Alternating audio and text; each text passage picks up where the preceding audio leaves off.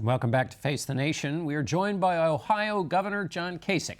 He's the author of the new book, Two Paths, America Divided or United. Welcome, Governor. What is the message with this book? Is it a memoir? Is it a cry of the heart? Is it a manifesto? Is it a campaign book? You know, it really, I guess, in some sense, is a cry of the heart. John, I have been fortunate enough to have so many different experiences in my life, both in politics and in business, in the media, across the board. And what this book is about, how did we get to where we are, which is today divided, and how do we get out of it? And what is our responsibility, all of us as individuals? And it really gets down to living a life a little bigger than ourselves. I think that in some sense we've kind of lost it. And what's most important is for people to realize that they matter. I mean, they matter as much as a CEO, even if they're turning off the lights at night. And we need to come together as a nation. We need to focus on the things that bring us together, not the things that divide us, and we need to listen to one another. Look, I have two 17-year-old daughters. Some people are going to say, why'd you write this book? Is this politics? Are you running, in a primary? It has nothing to do with that. I wrote this book because I have observed what has been happening in our country. I'm concerned about it, but I believe that with an awakening, the country can be refreshed and brought together again. I have no doubt. And you just had Bernie Sanders on. Look, I have more Democrats, more independents, more, Republicans that just walk up to me on the street and say, you were the adult, you were the positive one. The message of this book, I'm begging people to look at this book and to understand their responsibility and their ability to bring this country together and stop waiting for these politicians to get it right. They're not going to get it right until they get a message from us. So what's that message? Let's leave aside Donald Trump. You are a strong critic. You still are. But let's leave that aside for just a moment. Yeah. So what is that other message? What do people have to do? What can they do? Well, John, I think a lot of it is to focus on common humanity. The editor of this book said that he and his uncle were fighting at every holiday. And I said, well, why don't we focus on the things that pull us together? Are we concerned about drug addiction in our neighborhoods? Of course we are. It's not Republican or Democrat. Are we worried about veterans that come home and can't get a job? Can we look out for them? Of course. What about a senior citizen that lost their spouse? What about the issue of human trafficking? Can we keep our eyes open? You had the Secretary, Kelly, talking about how we're all in this together. If we can focus on common humanity and sit down and fix problems where we live and believe in ourselves, it will open our ears to people who might not think like us. There are families that are in war with one another over politics. It's ridiculous. There are more things that bring us together. So I think common action at a food bank, fighting the drug addiction, helping our kids to read at earlier ages, these are things that get us to communicate, so then these other big global issues won't matter as much. I was in Atlanta. Bernice King invited me for the Martin Luther King Day down there, and somebody raised their hand and said, what about Trump? I said, well, what about your neighbor? What about your kids? Martin Luther King did not change America by going to the big shots. They wouldn't even meet with him. He brought Republicans and Democrats and liberals, conservatives who had moral outrage of what was happening in this country. He changed the country, and then the politicians got it. So we need to be engaged and live a life bigger than ourselves. Life is not about self-absorption and just about me. I'm not looking for sainthood, just live a life a little bigger. But Martin Luther King marched for racial equality and jobs. Yeah. What is the march today? What is everybody going to get on the streets of Columbus and go march for? Well, I can tell you right now in Columbus, we should be marching against the scourge of drugs. And it brings people together, even in the political parties, the fight against drugs. The ability to keep our eyes open and to do things against the issue of human trafficking, the issue of racism. These are the things that people, in my hometown, if we all marched against drugs, we'd begin to win that battle. And people sometimes look at the problems and they think they're so big that I'm just one little person. We have a Holocaust memorial on the State House grounds in Columbus, and it says, if you save one life, you've changed the world. We need to believe in ourselves again and not think, life sort of ends, at the grave. It doesn't. It goes on, and accountability and values. And I'll tell you another thing, John, faith, whether you're a humanist or whether you have religious faith, there's a certain accountability. You don't bury your talents. You don't shut people out. You don't shut them down. If we keep doing this, my kids are going to live in a country that I won't recognize. But if we begin to talk to one another, listen to one another, respect one another, because we live a life a little bigger than ourselves, we will make progress. You know, you say people should pay attention to what's happening at the local level, but there's some pretty big things happening here in Washington that will affect their lives. How can they possibly ignore that? And particularly when you are very critical of President Trump and his campaign and the choice the Republican Party made. You talk about two paths. You say they have chosen the path of darkness. John, the politicians are all locked in. They're afraid of their own shadows. They're afraid to talk to people of the other party. You see, this is a disease that's affected all of us. And look at United Airlines. You tell me how they could have yanked that guy off that airplane. Who was that in charge there? I mean, what was anybody thinking? Why are politicians not working across the aisle? The health care problem, the issue of Obamacare, of course it needs to be improved, but it takes both parties. And I'm critical of both parties because I see them being locked in their own silos. And you know what, John? A lot of the constituents today are locked into their own silos. They only absorb the news that they agree with, and if they see something that they don't like, they turn it out. We need to listen to other people's points of view, and the country can be healed. I have no doubt about it, but it isn't going to be healed if we're waiting for somebody else to do something special. Let me ask you a question about your experience as governor. You came out of the gate with a big list of things to do. You had a lot you wanted to get done. You kind of realized you might have overshot in trying to do too much too fast. Do you have any advice for the current president who is at the beginning of his, his 100 days? Well, I was a congressman in a governor's body. I talk about it in here. In fact, being a governor held me back in the presidential campaign because I wasn't going to make wild promises, and I was going to be responsible. I was with the president. He invited me to the White House, and I told him a story about my wife. And I said that one day my wife came to me. She said, "John, you're governor of Ohio. By the way, you're the father of Ohio. Why don't you act like it?" That was pretty powerful words. And I didn't tell him that to get in his face, but there's a takeaway from that for the president. What kind of father has he been so far? Well, it's incomplete. He's done some things well, and he's done other things that I don't agree with. His story about yanking people out of their homes who have not committed a crime once they've come into this country, dividing families more, I don't agree with. I think what he did in Syria was correct. He seems to have toned down some of these things. But look, it's 100 days, John. He's never held public office. He's learning, and there is a big learning curve. Now, I experienced it, but in Ohio today, we are more united. You know why? Because I'm not playing that stupid political game. And I think political parties are on their way out, essentially. Sanders is talking about reconstructing the Democratic Party. I think people care less about party. They want action and things done. But it's not just politicians, John. It's where you work and where you live and what you do. All right, Governor, thanks so much for being with us, and we'll be right back with our political panel.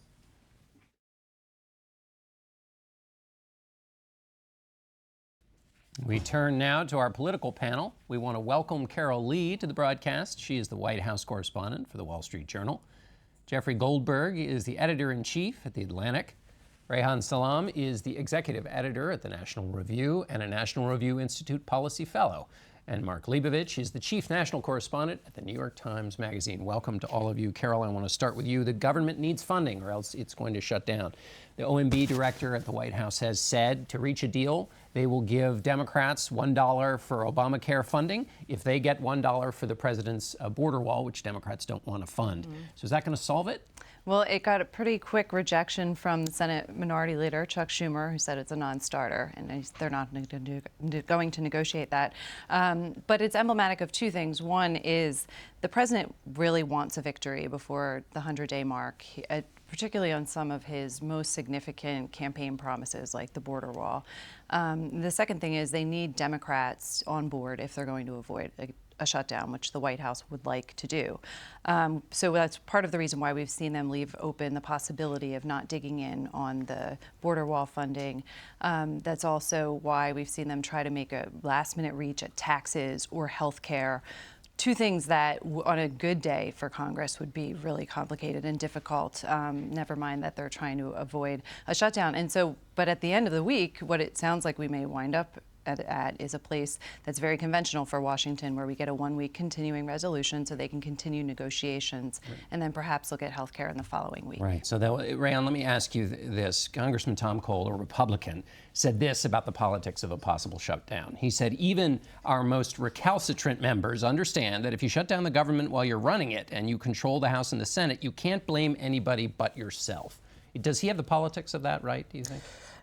It's not entirely clear, partly because President Trump is a different animal. He's someone who could lay blame at the feet of Congress if he so chose, and that's why there's so much uncertainty here. The deeper issue is, for Republicans, they've been trying to get to regular order. That is, a kind of regular, ordinary way that we're supposed to have legislation. It goes through committees, then you vote on it, then you have a conference committee, all this other stuff. Instead, the only way we ever pass anything is when we cram everything into omnibus, must-pass legislation where someone's going to die. It's like, this kitten is going to die if we don't pass this right now. And the upshot of that is that you get legislation that is not scrutinized. You get all kinds of terrible decisions crammed into this stuff, and this is not a sane, reasonable way to govern. The question is, how can you actually press reset? The expectation had been on the part of Republicans in Congress, you get a Republican president, maybe we can take a breather and actually do this the normal way. But the Republican president we got is Donald Trump, and we go back to the brinkmanship. And the things that Mick Mulvaney is saying about the possible deals, exactly, it doesn't actually add up. These are not deals that Democrats are willing to make. You send everyone right back to their brinkmanship kind of position. Right. So, Mark? I also think Democrats aren't as worried about a government shutdown as a opposition party normally would be. I think that the Democrats believe, probably rightly, that the Republicans control every branch of government. And traditionally, President Obama, experienced some actually political success when Republicans, who controlled the House and the Senate, shut down the government. Same with Bill Clinton in the 90s. I think in this case, Democrats feel like they have a great deal of leverage. And what's interesting is that as you approach this 100-day marker, when you're trying to break up a no-hitter, this is a baseball analogy, you're trying to break up a no-hitter, you don't swing for the fences, you try to get a single. And legislatively, in this case, the president's trying to break up the no-hitter. Correct. Okay. He's accomplished nothing legislatively, right? Justice Gorsuch, is legislatively maybe, but there is nothing he has accomplished. And this is not going to be a big victory you're just going to get by imposing a deadline on Congress. Jeffrey, I'm going to dismount from the baseball metaphor and ask you about the rest of the world. Marco Rubio made this case that if Congress can't get its acting gear on funding, that it will send, he said, catastrophic message to the rest of the world. What did you make of that? It's a big word. Yeah. It's not the only signal we're sending to the world in recent days that might leave the world a little bit doubtful about where we are and who we are and whether we're fulfilling our responsibilities. It is true that allies and adversaries alike watch Washington. They assume, because we are the world's sole remaining superpower, that we have our act together. And when we don't have our act together, that sends difficult signals. But again, there's a panoply of difficult signals that are coming out of Washington. So I wouldn't call it catastrophic. I would say at a moment of heightened tension in the Korean Peninsula, and obviously the issues surrounding Iran and Syria, a recent strike in Syria, is not the moment to signal to the world that we can't even keep our government running. Carol, as Mark pointed out, the president's trying to swing, healthcare taxes. Mm-hmm. Give us on healthcare. There was a blip that there might be something. Was there something going on last week about reviving the replacement to the Affordable Care Act, or was that kind of wishful thinking? There's been an effort going on. The Vice President, Mike Pence, has worked on this. He's obviously been traveling in the last week. But there's the conservative, the moderates, and the Freedom Caucus in the Republican Party are trying to work together to come up with some sort of compromise. What they've come up with is something that is a bit cosmetic in terms of the differences that it has with the failed health care bill a few weeks ago. And so it's not clear that it'll actually go anywhere. And even if it goes somewhere, right now the White House's argument is they consider it a victory if they get something passed in the House. Well, it still has to go through the Senate, and it's not necessarily, it doesn't guarantee that it's actually going to go anywhere. And as one senator said to me, anything that pleases the Freedom Caucus in the House is going to have bigger problems among Republicans in the Senate. Rehan, also as a part of this beat the clock game to get things done before the 100 days, the president looks like he's going to announce his tax plan. That seems faster than we would have expected it. Explain what you think will happen when you introduce a big tax cut plan in the midst of this environment that you've been describing. Well, one possibility is that if you're not actually going to get legislation that can get past a filibuster, what you're going to have is a temporary tax cut. It's going to be something that's going to be a bit more crowd-pleasing potentially and a bit narrower in scope. Because Republicans, what they've been working on is getting a big border adjustment package that would give them the revenue they'd need in order to do a variety of other things to make the tax code more investment-friendly, more growth-friendly. But of course, the border-adjusted tax is dividing Republicans. And so what we might wind up seeing is something that is, a little more narrowly political and a little more stimulative. What Treasury Secretary Mnuchin has said is that we want to focus on a middle-class tax cut. We've heard that again and again and again. What exactly is that going to be? A middle-class tax cut is not what pro-growth, supply-side Republicans are most enthusiastic about, right? What they care about is a corporate tax cut. What they care about is high-end tax cuts. So it's possible that we will see something from Trump that is very, very different from what we've been talking about to date, namely something that is focused on his constituency. That would be, in my view, politically smart, but again, it doesn't actually do much to get the Republican leadership on side. Mark, focused on constituency. Give me your sense of that. The president has, he is in this interesting position. He's a Republican, but he's also got his own constituency, and that's why a fight over the border wall on government spending, isn't that putting him right back in the center of what brought him, which is to say his focus on the border, and maybe it threatens a shutdown, but he's keeping his eye on the prize? Yes, I mean, he has great confidence that his supporters are for a border wall, and he's probably right about that. The problem is his supporters right now, have not scaled at all since he's been elected, at all. I mean, it's also unclear where the country is on a border wall. I mean, if you polled people who voted for Donald Trump, you're going to get very, very high numbers on a border wall.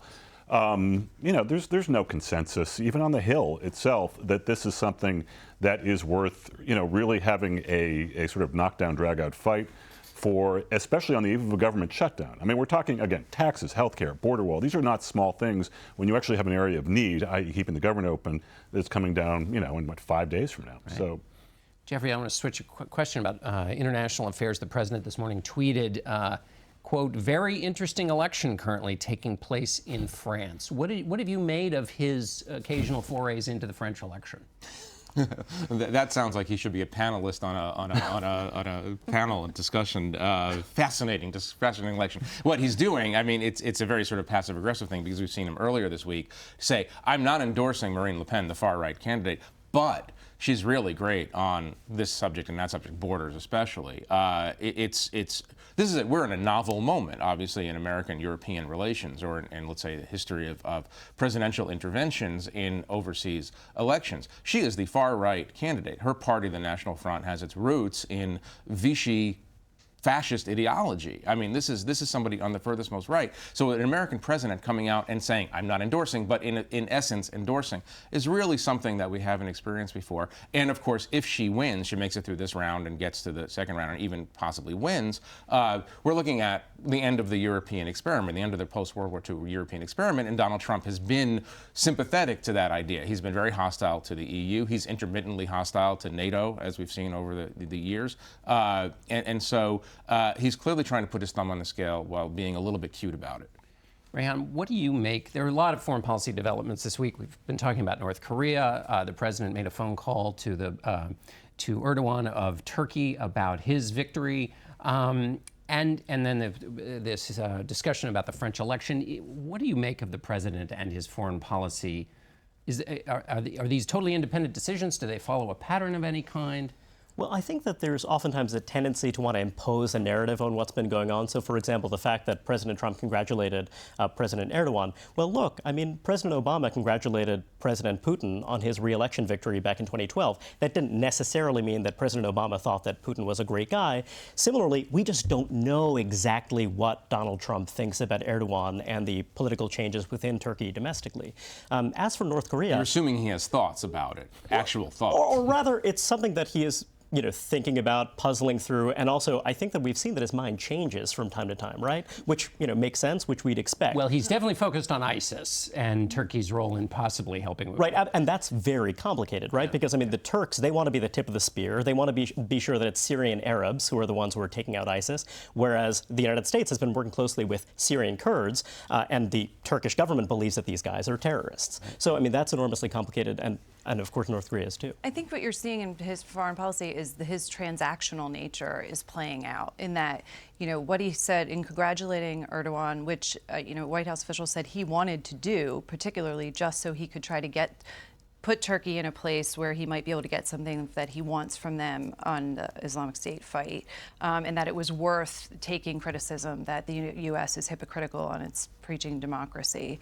And you've also, this is a president that likes to be praised, and so you see him offering praise to Erdogan. You saw him do this with Egypt, which they felt that resulted in him getting this aid worker released. He's done that with President Xi Jinping of China, and so it's kind of how he you see how he's operating. He's doing these sort of praising people who we would not necessarily praise, and trying to get some sort of transactions from them. Well, yeah, I also think that what we're seeing, I mean, I think in a way the current foreign policy environment suits his fairly situational approach to the world. I mean, he was praised for Syria, for instance, and what was the next sentence every pundit in the world said after that?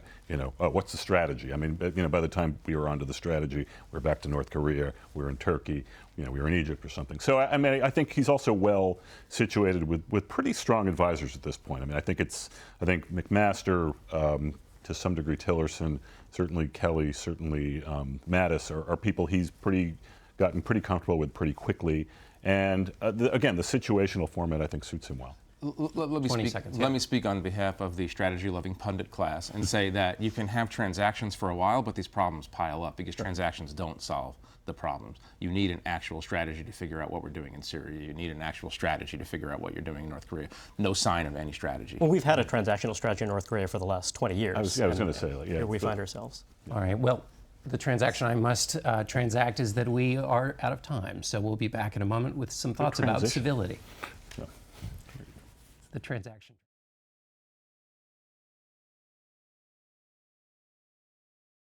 The chairman of the Democratic National Committee, Tom Perez, has been swearing a lot lately. They call their budget a skinny budget. I call their budget a shitty budget. Gone is Michelle Obama's advice for handling the opposition. When they go low, we go high. The best Democratic line of the last campaign, and words we should all live by. This is about more than crass language. In times of tension, do you keep your standards or do you drop them? The Washington Post asked Perez about his potty mouth, and he pointed out correctly that Republicans have tolerated far worse from Donald Trump. So 2 wrongs make a right, and the race is on to the bottom, or whatever is below the bottom. At this point, you may be swearing in rebuttal. Party chairmen are supposed to be extreme. This conveys urgency. It excites the crowd. Plus, Donald Trump never paid a price. Essentially, this is good politics. Is it really? If you oppose a president for his coarseness, why would you imitate it? Donald Trump's primary opponents tried and failed at this. Also, for a party with a message problem, there's something exhausting about the overuse of the manure spreader. It suggests a reliance on shock rather than strength of an argument. The outburst is supposed to be spontaneous, but comes across as thoroughly calculated. A pointed word now and again can be effective, as Bernie Sanders proved when he said, that the American people are sick and tired of hearing about your damn emails. Thank you. Me too. Me too. But it was the prior restraint, not just the word, that made people take notice. Back in a moment.